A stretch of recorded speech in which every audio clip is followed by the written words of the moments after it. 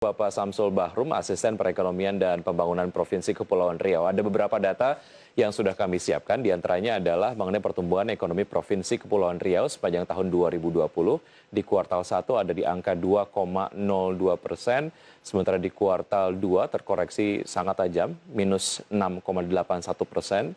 Kemudian ada perubahan ke tren yang negatif, tren yang positif maksud kami, di kuartal 3 dan juga di kuartal 4. Di kuartal 3, menguat, berada di angka minus 5,81%, kemudian di kuartal 4 minus 4,46%. Kami kompilasi datanya dari PPID, kepriprof.go.id. Kemudian pertumbuhan ekonomi Kepulauan Riau di kuartal 4 dalam 6 tahun terakhir. Seperti Anda kemudian dapat lihat di layar televisi Anda, nampaknya kuartal 4 tahun 2020 menjadi kuartal di mana pertumbuhan ekonomi Kepulauan Riau menyentuh level terendahnya di minus 4,46%. Lalu beberapa sektor pendukung pertumbuhan ekonomi Provinsi Kepulauan Riau di triwulan 4 tahun 2020, diantaranya adalah ada industri pengolahan dengan kontribusi 42,38%. Kemudian setelahnya ada sektor konstruksi 19,53% dan pertambangan dan penggalian 11,43%. Kemudian ada perdagangan besar dan reparasi mobil sebanyak 7,51%. Saya lanjutkan perbincangan bersama Bapak Samsul Bahrum. Pak Samsul, saya ingin memfollow up apa yang tadi saya sempat sampaikan sebelum jeda. Bagaimana progres pembangunan dari kawasan ekonomi khusus untuk kemudian menjadi the engine of investment growth dan juga economic growth lah ya di Provinsi Kepulauan Riau. Sejauh ini seperti apa progresnya? Sudah berapa persen dan targetnya akan digunakan di periode kapan, Pak Samsul? Ya, pemerintah daerah, provinsi, kabupaten kota Batam sudah mempersiapkan dan tentunya di Dewan Kawasan Prioritas Zone Batam khususnya juga terus melakukan rapat dengan Dewan Nasional KEK dalam rangka percepatan dan pemenuhan beberapa persyaratan yang diperlukan dalam rangka percepatan penetapan beberapa kawasan KEK. Pertama, kawasan KEK di Digital Park itu berorientasi kepada super koridor IT, berbasis IT. Kemudian di kawasan ini diharapkan menjadi salah satu penggerak industri digital, kayak Teknopark, seperti itu. Karena Batam juga sempat memiliki Batam Teknopark, di mana Center of Excellence-nya berada di Politeknik Batam, kerjasama dengan Daejeon, Korea Selatan di Indianapolis. Nah, Digital Park ini ada di Nongsa, ini akan menjadi satu kawasan ekonomi khusus, desainnya sudah selesai, tinggal proses penetapannya aja. Yang kedua, yang KEK berkaitan dengan Batam Aerotechnic Indonesia, yaitu satu proses pengembangan industri dirgantara, aerodynamic industri yang ada di Bandara Hang Nadim, itu kerjasama yang dalam leading sektornya ada di Lion Grove ya, dan cukup luas lahannya 50 hektar. Ini dengan harapan Batam juga menjadi kawasan ekonomi khusus di bidang dirgantara, di mana industri dirgantara juga akan dibangun, politeknik bidang dirgantara ada di sana. Akan dibangun satu Aero City, Pak Wali Kota yang ekspresio sebagai kepala BP serta kawan-kawan juga sudah mendesain satu kawasan Aero City, bahkan rencananya juga ada kerjasama dengan Incheon Korea Selatan sebagai bubu badan usaha badan udara. Nah, kemudian kawasan KEK yang ketiga yang sekarang sudah semakin mendekati pengesahan, yaitu KEK di bidang kesehatan. Kalau pertama kali KEK bidang digital Pak, yang kedua di bidang high tech industry di bidang aeroteknologi, kemudian yang ketiga yaitu kawasan di bidang kesehatan.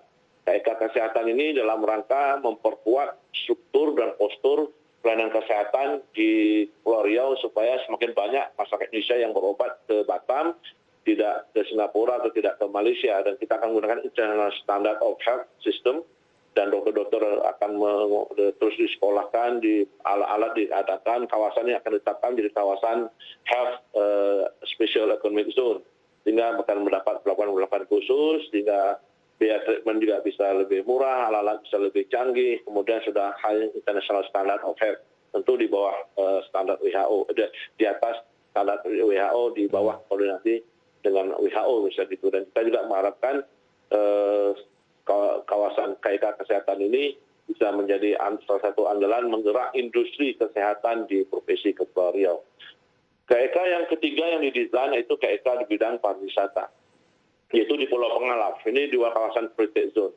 Pemerintah dari 13 persyaratan sudah terpenuhi semua, tinggal satu persyaratan saja, yaitu penguasaan 50% lahan oleh pihak pengembang. Sudah diadakan pertemuan, sudah dilengkapi, wali kota sudah memberikan dukungan, gubernur sudah memberikan dukungan, kemudian Dewan Nasional juga sedang mempelajari beberapa persyaratan yang disampaikan, tinggal satu persyaratan tadi. BPN sudah mengukur dengan harapan akan ada satu kawasan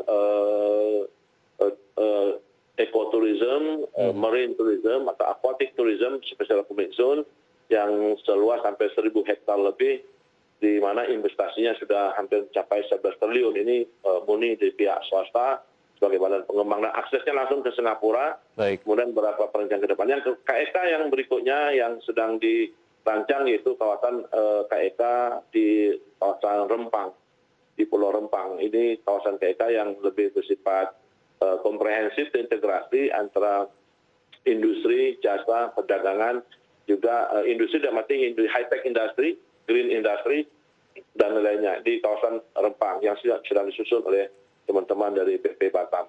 Baik. Termasuk persiapan pengintegrasian kawasan Free Zone Batam Bintan Karimun dalam satu kawasan yang terintegrasi, sehingga konektivitas ekonomi, koridor ekonomi bisa semakin saling mendukung dan perkuat. Baik, dari beberapa kemudian KEK yang Anda tadi sudah sebutkan, ini memang kalau ibarat kita mau perang, amunisinya sudah lengkap gitu ya untuk kemudian menjadi bekal pemulihan ekonomi Provinsi Kepulauan Riau di tahun 2021.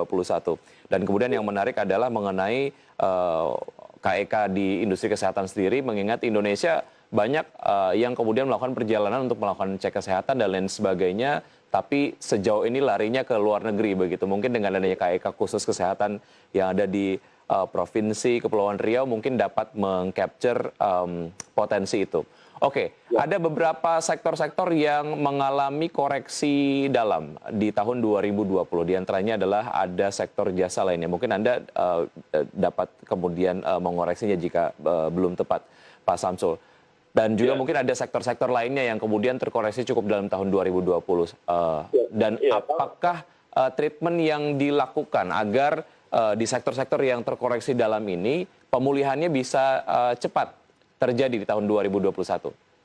Ya, kita masih bersyukur PDRB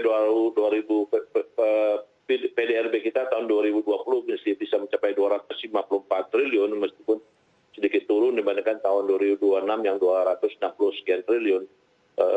Hal yang menggembirakan adalah di tengah pandemik ini menciptakan hampir 10% pengangguran di Provinsi Kepri, ya. Kemudian ternyata yang bisa mengembirakan adalah kontribusi rumah tangga di dalam PDRB kita masih cukup positif, naik ya, meskipun belanja pemerintah ini triwulan yang pertama belanja pemerintah agak turun karena masih awal-awal tahun, semester pertama ini masih lelang dan lain-lainnya, masih persiapan dokumentasi. Satu hal yang mengembirakan, ekspor kita menaik, import menaik, ekspor naik, tapi import kita lebih banyak ke faktor-faktor pendukung produksi untuk ekspor. Jadi kita sebut dengan processing industry, karena mengimport di dalam dolar, memproses dalam rupiah, nanti mengekspor dalam dolar. Ini kawasan Free Zone kan ELI nih, Export Led Industrialization, industrialisasi berbasis ekspor. Jadi kita mengimport barang-barang modal, barang-barang mentah, setengah jadi, kemudian diolah di Batam dan diproses di luar negeri. Tahun lalu aja ada 2.254 proyek PMA yang ada di kita yang bisa memberikan kontribusi. Saya lupa catatnya hampir 11 triliun sekian gitu di luar domestik yang sekitar 7 atau sekian triliun, 8 triliun gitu.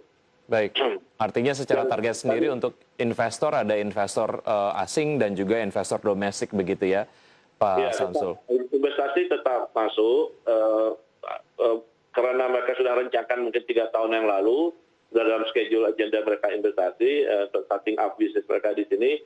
Meskipun COVID memang tidak banyak melakukan delay investasi. Baik. Dan relokasi industri juga boleh dikatakan tidak terdengar terjadi, hanya terjadi pengurangan produksi, akhirnya perumahan beberapa karyawan, tetapi tidak ada PHK massal, sehingga yang kita dapat rasakan adalah satu perubahan sistem saja.